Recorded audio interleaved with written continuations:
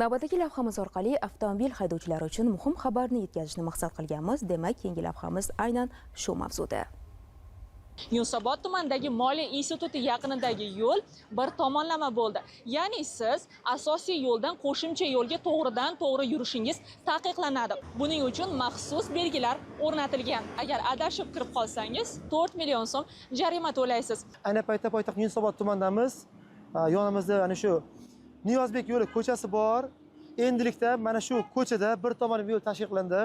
Shahrimiz aholisi, mehmonlari mana shu ko'chaga kirmoqchi bo'lsa, Amir Temur ko'chasi orqali Oloy bozor tomonidan kelib, Niyozbek yo'li 3-tor ko'chasiga kirib, faqatgina bu tomondan nima chiqishlari mumkin. Amir Temur ko'chasi orqali Niyozbek yo'li ko'chasiga kirish qat'iyan taqiqlangan, amaldagi yo'l harakat qoidalarining 3-1 kirish taqiqlangan yo'l belgisi bu yerga o'rnatilgan. Agarda haydovchi yo'l belgi bo'lishiga qaramasdan, ana shu taqiqlangan hududga kirib harakatlansa, yo'l harakat xavfsizligi xodimi tomonidan haydovchiga chora ko'rilsa, haydovchi jarima qo'yib kiritadi.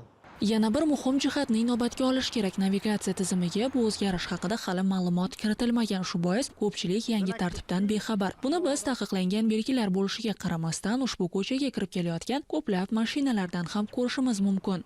Mana shu yo'l belgi qo'yilgan kundan boshlab hozirgi kungacha faqatgina yo'l harakat xavfsizligi xodimlari tomonidan jarima yozish emas, targ'ibot tashviqotdan olib borishmoqda. Yurtdoshlarimizdan yo'l madaniyatiga, yo'l qoidasiga rioya qilib avtomashina boshqarishlarni so'rab qolamiz. Mutaxassislarning ta'kidlashicha, yangi harakat tartibi hududda yuzaga kelayotgan tirbandliklarni kamaytirishga qaratilgan. Demak, qoidalarga amal qilish nafaqat jarima to'lashni, balki ortiqcha vaqt yo'qotishni ham oldini oladi.